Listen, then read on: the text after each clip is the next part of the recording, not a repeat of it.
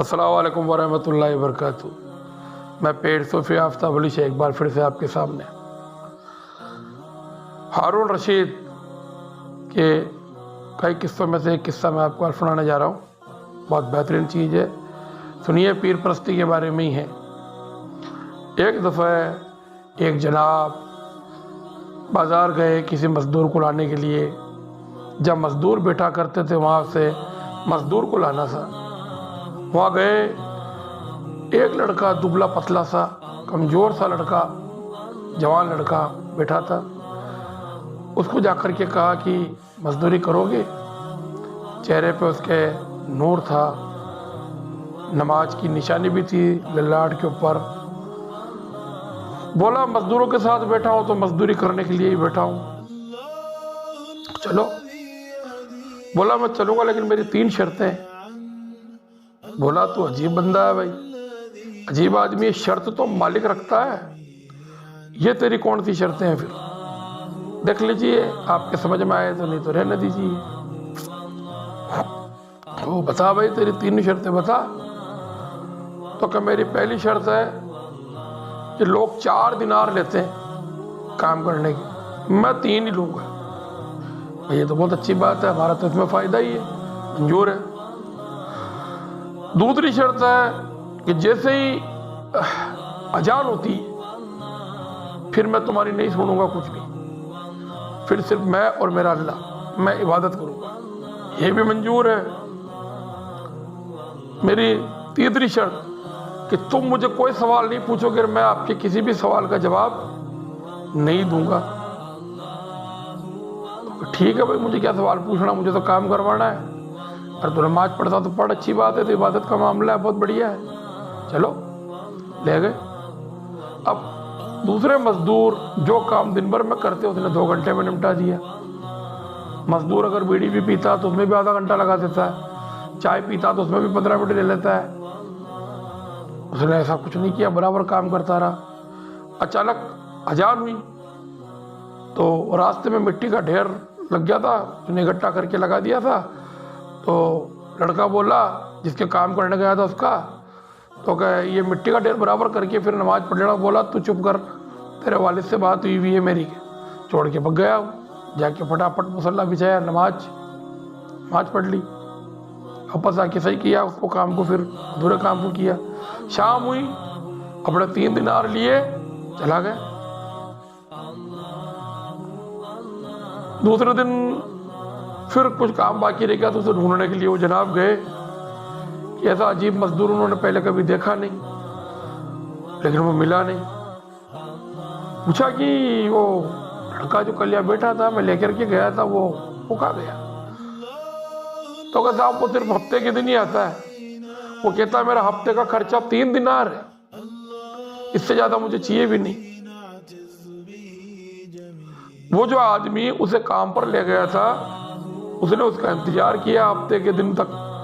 हफ्ते के दिन वहीं बैठा था, जाके दुआ सलाम करी। बोला काम पे चलोगे?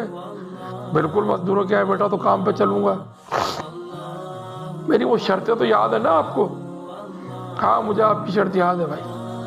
चला गया, फिर काम किया, फिर वापस आया। ऐसे 3 हफ्ते तक, 4 हफ्ते तक वो उनको ले जाते रहे काम पे। एक दिन हफ्ते के दिन जब गए तो मिला नहीं। पूछा कि वो लड़का कहाँ है? तो वो बीमार है, इसलिए आज काम पे नहीं आया। बीमार है? कहाँ रहता है? कि बगदाद के बड़े कब्रिस्तान के पीछे एक झूंपड़ी में। अच्छा, वहाँ गए, दरवाजा खटखटाया। बोला अंदर आ जाओ, मैं आप ही का इंतजार कर रहा हूँ। दरवाजा खोला, कभी तुम्हें कैसे पता मैं आऊँगा? गरीब के यहाँ कौन आता है, मालदार तो आता नहीं है, कोई भी नहीं आता है। तो मैं जानता था कि तुम आओगे, मेरा दिल कहता था कि तुम आओगे मुझे ढूंढते हुए। अंदर बैठाया। बोला तो क्या अच्छा रहा आप आ गए, मैं बड़ा इंतजार कर रहा था आपका, बड़ी बेसब्री से। तो कैसा है, ये कुछ पैसे रखिए, कुछ दिरहम दिनार बाकी थे, उसके बाद ये रखिए, और एक ये अंगूठी है, ये भी रखिए। आज रात को میرا انتقال ہو جائے گا تو آپ کل میرا دفن کر دیجیے گا، جو خرچہ ہے میں آپ کو دے رہا ہوں۔ تو کہ تم کیسے کہہ سکتے ہو تمہارا انتقال ہو جائے گا؟ کہ سنیے بولیے مت، ٹائم بڑا کم ہے، وقت بڑا کم ہے، اور جب میں گزر جاؤں تو یہ انگوٹھی ہارون رشید کو لے جا کر کے دے دینا، بادشاہ ہارون رشید کو۔ تو وہ مجھ سے کہاں ملے گا ہارون رشید؟ سوال ہی نہیں ملنے گا کہ کسی سے کھلواڑا کی ان کی ایک امانت آپ کے پاس ہے۔ ٹھیک ہے بھائی، یہ گھر چلے گئے تو ادھر دن جب آئے، دروازہ کھٹکھٹایا، دروازہ کھلا تھا، اندر گئے، چادر ڈھک کے سو رہا تھا، چادر ہٹائی تو اس کا انتقال ہو چکا تھا۔ اس کو آواز دی، ہلایا، کچھ بھی مطلب پتہ نہیں چل پایا۔ اس کا کئی بار نام پوچھا انہوں نے، لیکن وہ یہ کہتا تھا کہ میں نے آپ سے پہلے کہا تھا میں آپ کی کسی بات کا جواب نہیں دوں گا۔ گھر پہ بھی نام پوچھا تھا اس کو، لیکن اس نے اپنا نام نہیں بتایا۔ اب انتقال ہو چکا تو 2 آدمی وہ جناب ساتھ لے گئے تھے، بھائی مردے کو اٹھانا ہے، غسل دے کر کے وہاں لے کے جانا تو اکیلے سے تھوڑی ہوگا، لیکن پتہ نہیں کہاں سے کون سے لوگ وہاں آ گئے دفن کرنے کے لیے، کئی سو کی تعداد میں، پتہ نہیں کون سی مخلوق وہاں پہنچ گئی اس کے دفن کے لیے۔ تعجب ہوا اس کو کہ ہے کون ہی، سمجھ میں نہیں آئی۔ انتقال ہو گیا، قبر پہ سب کچھ مٹی ڈل گئی، سب کچھ فاتحہ پڑھ دی گئی، اس کے بعد سب کچھ نپٹنے کے بعد پھر وہ پہنچے بادشاہ ہارون رشید کے وہاں۔ ہارون رشید ایسے کسی سے ملتے تھوڑی تھے، بادشاہ تھے، تو کہلوایا کہ جا کے کہو بادشاہ کو کہ ان کی ایک امانت میرے پاس میں ہے، وہ مجھے لوٹانی۔ بادشاہ کے کان کھڑے ہوئے، میری امانت؟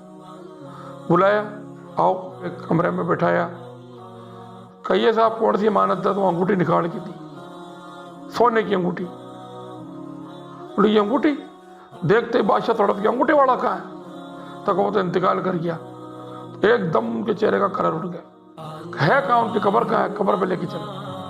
اور قبر پہ لے کے گئے تو اس قبر سے لپٹ کر کے پھوٹ کے ہارون رشید رونے لگے بری طرح سے۔ وہ سب چیز دیکھنے لگا جس نے انگوٹھی دی۔ کمال کی بات ہے، یہ کچھ نہیں، اس نے کچھ بتایا نہیں، تم کچھ بتا نہیں رہے ہو، چکر کیا ہے، معاملہ کیا، کون ہے یہ ایسا؟ تو ایک بادشاہ جس کی قبر پر رو رہا ہے کہ یہ میرا بیٹا تھا، یہ میرا لگتا ذکر تھا، میں اس سے بہت پیار کرتا تھا، یہ بھی مجھ سے بہت محبت کرتا تھا، لیکن یہ داؤد طائی کا مرید تھا، ان کے پاس خوب بیٹھا کرتا تھا، زیادہ تر ان کے پاس رہتا تھا، اور ویسے طور طریقت اس نے سیکھی۔ مجھے کہتا تھا والد بڑی بادشاہ جمالی آپ نے، بہت دھن اکٹھا کر لیا، چاروں طرف آپ کا نام چلتا ہے، لیکن اس سب کا حساب نہیں دے پاؤ گے تم اللہ کی گھر، پاؤ سمیٹے نہیں سمٹیں گے، دیکھنا چھوڑ دو یہ سب کچھ، عبادت کرو، اللہ کی عبادت کرو، چھوڑ دو۔ جیسے تیسے کر کے وہ میری بیوی کو بھی سمجھاتا تھا، کوئی مطلب نہیں ہے، اللہ کو حساب دینا بڑا بھاری پڑے گا، ان سب چیزوں کے آپ مالک بنے بیٹھے ہو، لیکن آپ کو حساب دینا پڑے گا، بہت ہمیں سمجھاتا تھا۔ لیکن آج دیکھو اللہ کا بندہ حساب دینے کی بات کرتا تھا۔ ایک سونے کی انگوٹھی تھی اس کے پاس، غلطی سے چلی گئی تھی، گھر سے نکل گیا تھا، اس کو میں نے ڈھونڈوایا بھی تھا لیکن یہ ملا نہیں، ایک انگوٹھی تھی وہ بھی اس نے مجھے واپس لوٹا دی۔ تو میرے بھائیوں، کہنے کا مطلب اتنا ہی ہے کہ اللہ کی عبادت کرو، ابھی موقع ہے، جو نماز ہاتھ لگے وہ تو پڑھو، جو ذکر کر سکتے ہو وہ تو کرو، جو نیکی کر سکتے ہو وہ تو کرو، کسی کو کھلا سکتے ہو تو وہ تو کرو، سب اللہ کی عبادت میں شمار ہے، جس طریقے سے جیسے آپ سے ہو پتا وہ کرو، کیونکہ سب سے ضروری ہے عبادت، فرض کے بعد ہے طریقت، فرض سے ہی طریقت ہے۔ آپ پیر پرستی میں ہو اور پیر کے بھروسے بیٹھے ہو کہ پیر صاحب کروا دیں گے بخشش، تو یہ بھی دماغ سے نکالو، کیونکہ اللہ نے فرمایا میرا فرض تو نبھانا ہی۔ آپ کوئی پیر آپ کو منع نہیں کرے گا کہ آپ عبادت مت کرو، بہت سے اپنے پیروں کی باتیں مانتے بھی نہیں، سب کو ہم کہتے ہیں کہ جو ہاتھ لگے پڑھو، جب پوچھتے بھی کیا آواز یہ کہ میں نے ابھی شروع ہی نہیں کی، تو یہ چیزیں غلط ہے۔ इबादत चालू रखे। नमाज एक ऐसी इबादत है बिल्कुल फ्री की, और अल्लाह ने तो कहा कि हर नेकी मैं इबादत में गिनता हूँ और हर इबादत की मैं नेकी देता हूँ। तो जरा इस चीज़ को सोच के चलिए। हारून रशीद जैसे भी सोच में पड़ गए थे, तो आप भी सोच लें, और हिसाब तो देना पड़ेगा, ये पक्की बात है।